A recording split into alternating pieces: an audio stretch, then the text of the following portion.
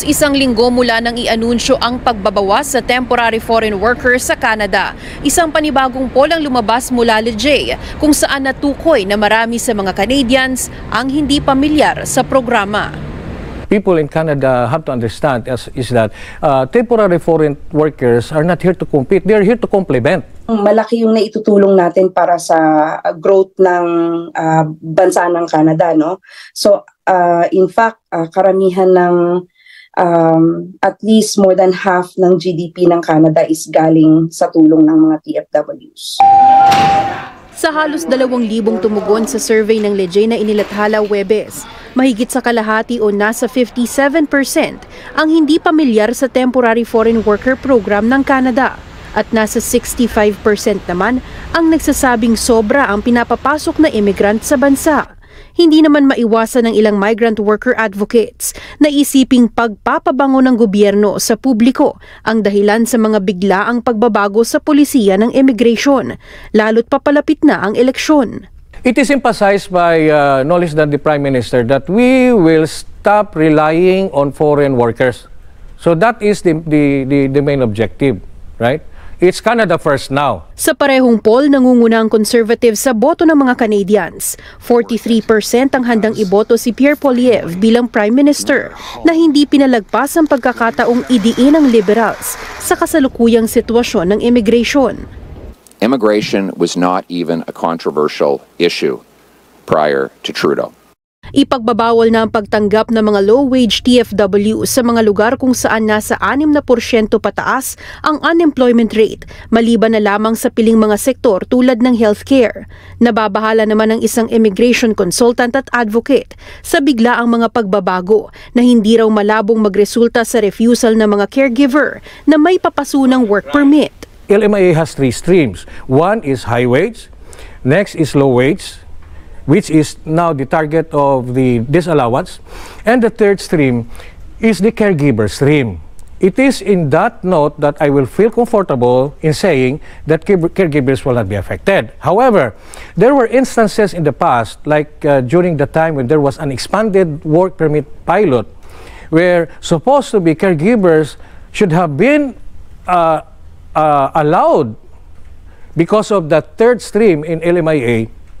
Yet, there were countless refusal. Sinubukan ng Omni News kunin ang pahayag ng Employment and Social Development Canada o ESDC para linawin ang mga nasabing exemption sa ipatutupad na polisiya, pero walang tugon bago ang broadcast deadline. Sa pahayag naman ng Immigration Canada, hindi apektado ng pagbabago sa TFW program low-wage stream ang proseso ng renewal ng work permit ng mga temporary worker.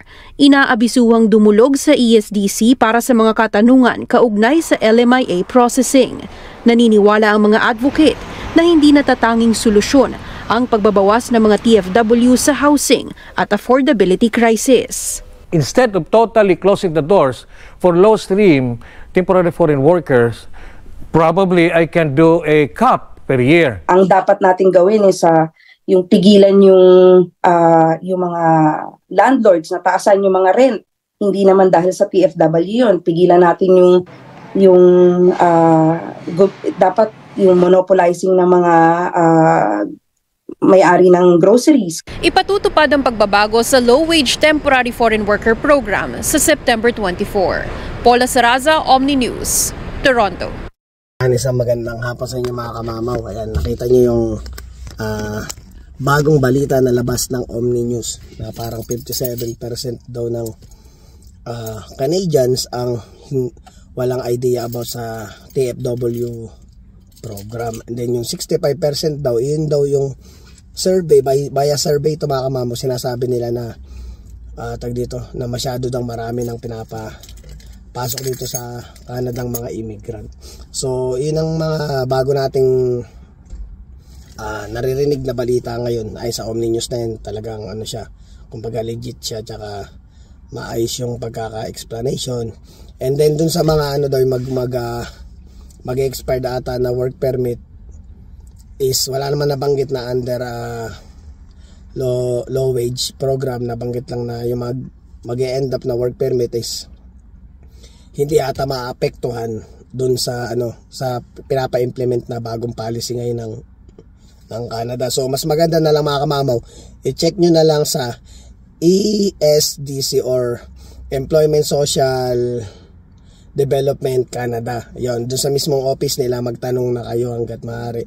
Mas ano siya, mas parang malinaw para sa inyo na maki-clear out sa inyo na talagang pwede nyong i-renew yung work permit nyo. So ayan, talagang nakakaano talaga itong mga nangyayari dito ngayon sa Canada. Ngayon medyo ang bilis ng mga pagbabago, ang bilis ng mga pangyayari na biglaan nilang papalitan yung mga rules, yung mga ganyan.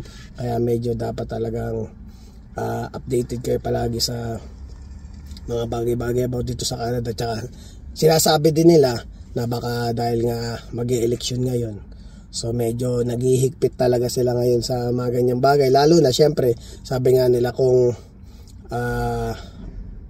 tourist visa ka lang, tourist ka lang dito or permanent residency ka lang, hindi ka naman kasi talaga botante. Hindi ka makakaboto katulad ko, hindi pa ako botante. So parang ang dating sa kanila, syempre nagpapaganda sila ng imahe doon sa mga Canadian, dahil sino pa ba ang boboto sa kanila, di ba? Kundi yung mga Canadian syempre ang boboto, kaya kinukuha nila yung simpatya ng mga Canadian ngayon para syempre maboto sila.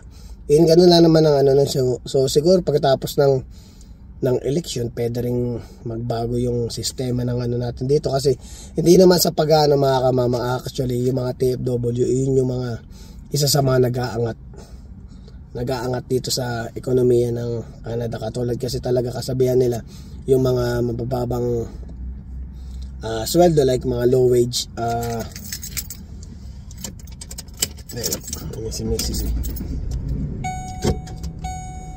yung mga low wage kasi na temporary foreign worker na kadalasan kasi yun talaga yung, like for example, nagbigay tayo ng example like yung mga Tim Hortons, mga Burger King, mga Subway.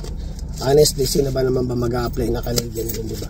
Kasi usually yung mga ganong is for lang siya, para sa mga estudyante lang. Talagang kahit naman ikaw, hindi ka naman masusuportahan mo, lalo kung pamilyado ka, hindi mo masusuportahan yung sarili mo at yung pamilya mo kung yun lang ang klase ng sweldo makukuha mo. So talagang basically, since na dumating tayo dito ng 10 years na tayo dito, ganun ang nangyayari, talagang typical na literal na nangyayari na wala naman talaga nag-a-apply na Canadian pagdating sa mga ganung klaseng mabababang sweldo ng mga lang talaga. Ang pumapato lang talaga itong kadalasan. Yung katulad natin na bagong dating, talagang papatulan mo dahil talagang from galing kang Philippines, talagang yun ang unang kakabagsakan mo talaga dito pagdating mo dito. Maganda, hindi ka naman namimili ng trabaho. So yun, papatulan mo talaga na kaya mo mag-stay ng 2 years, pwede pa nga mag-extend. Katulad nga ako, nag-extend ako sa Berry Barn from, nagsimula ako dati $11.25 lang yung starting sweldo ko. Tapos na ko yun, 8 years ako nagdiretso nagtrabaho dun. So diba, so ibig sabihin kumbaga kung wala yung temporary foreign worker program na tinatawag or yung mga OFW na katulad natin, sino magtatrabaho sa mga ganong klaseng diba? So tayo pa rin ang tumutulong din tayo, malaking tulong din tayong mga OFW na palaguin at pagandahin tong Canada. Siyempre pare-pares naman tayo nagbabayad din ng tax, diba? So yun ang masasabi natin about dun sa bagong program ngayon. Kaya kung may mga katanungan kayo, i-message nyo lang yun sa EDMCs dun sa mga magre-renew ng work permit nila, yung mga pa-expired na yan mga kamamaw. So sana itong panibagong impormasyon na nabigay ko nakatulong to para sa inyo. And then meron din tayong idadagdag dito sa vlog natin mga kamamaw, dahil medyo parang si kamamaw nag-explore. So syempre mula nung nangyari mga ganyang ginawa nating vlog, may mga bagay tayong parang naisip na i-try naman na parang ako na gusto ko talaga mag-explore. Meron tayong ni-research mga kamama, gumawa tayo ng moving chart. Moving chart ng bilang ng mga tao by province. Kung sino ba yung number 1 at kung sino ba yung pinakamababa na bilang ng population. Meron din tayong ginawa na moving chart na yung sa country, yung mga natin iba't ibang klaseng lahi dito, na sino ba yung pinakamataas o sino ba yung pinakamarami na nandito sa Canada. So ang ginawa natin is for the past 30 years gumawa din tayo ng ng moving chart. For the past 30 years mapapanood yan, papakita ko sa inyo na kung sino ba yung dating nasa baba lang, tapos magugulat ka, may mga bagay doon na hindi mo ina-expect na magna number 1. Pero pa doon, bibigyan ko kayo ng konting pahapyaw na yung Philippines is umabot pa nga siya ng times like around mga 2019 ata yun, nag number 2 pa yung Pilipinas, tapos bumaba siya sa number 3. Basta yung mga makikita nyo sa moving chart natin. So magugulat lang kayo na ito pala yung number 1 ngayon, yung top 1. Sila na pala yung top 1 ngayon, which is napapansin ko rin naman talaga honestly. Since nung dumating ako dito is parang hindi ko pa siya napapansin ngayong mga nakalipas na taon, for the past 2 years. Napansin ko siya na feeling ko siya na talaga yung pinakamarami dito sa Canada. So ayun mga kamama, papakita ko sa inyo yung moving chart. Let's go!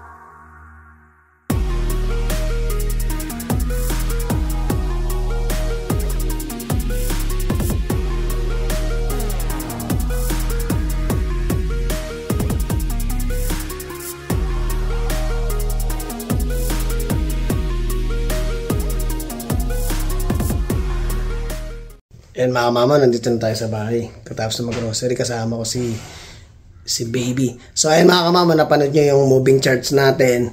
Nakita nyo yung from province, kung saan yung pinakamataas, which is yung Ontario, Quebec, tsaka British Columbia. So yung Saskatchewan is parang nasa around lang siya, number 6 siya na pinakamaraming population.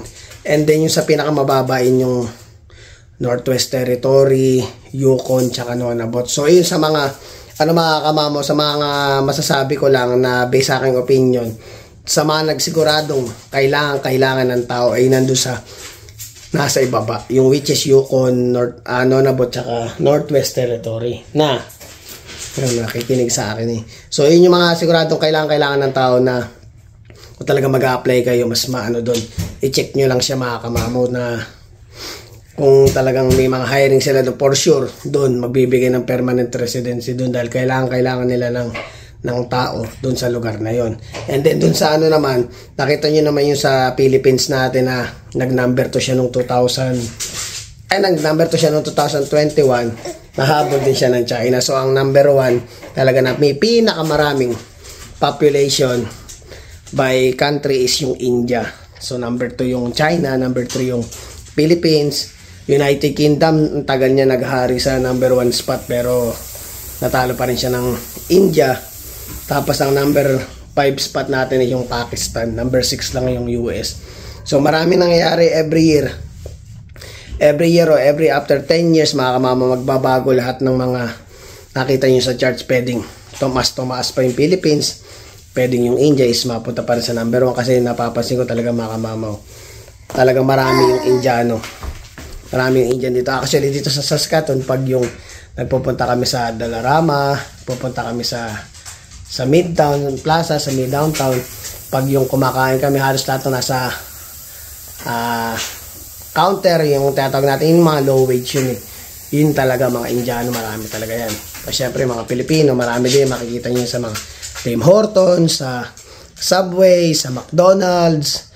Yan, so masabi ba natin na parang kung wala yung mga yan, mga kamama, paano pa kaya yung ekonomiya ng Canada, di ba? So malaking tulong talaga yung mga TFW. So sana talaga maibalik na, or maybe pagtapos ng halalan hintayin natin, pero feeling ko ibabalik nila kasi kailangan nila. And darating sila sa point na pagtapos niyan, mga ganyang pangyayari dito sa Canada is marirealize nila ay kailangan talaga namin, kasi sino nga naman magtatrabaho sa mga medyo mabababang sweldo kundi tayo lang din mga TFW. So huwag kayo mawala ng pag-asa, siguro by now ganun lang ang nangyayari, pero darating din ang panahon, mga kamama, magbabago din yung mga rules natin dito sa Canada. Abang-abang lang, tsaka make sure dapat lagi kayong updated para at least may idea kayo kung ano ba yung nangyayari dito sa Canada. Pero syempre hanggat maaari, kung makakakuha tayo ng mga balita, i-ano ko palagi dito sa vlog natin para at least ma-update ko kayo, mga kababayan ko. So mga kamama, maraming salamat. I hope na enjoy nyo ulit ang panibago nating vlog. At maraming salamat dun sa mga nag-comment doon sa last vlog. Nakakatawa, mga kamama, na yung mga nag-comment na yun yung mga bagong viewers natin. So nagpapasalamat ako, pati sa mga bagong subscribers. So mga kamama, hanggang dito na lang. Please don't forget to like, share, subscribe, and hit the notification bell for more updates of my video. See you, mga kamama. Bye-bye!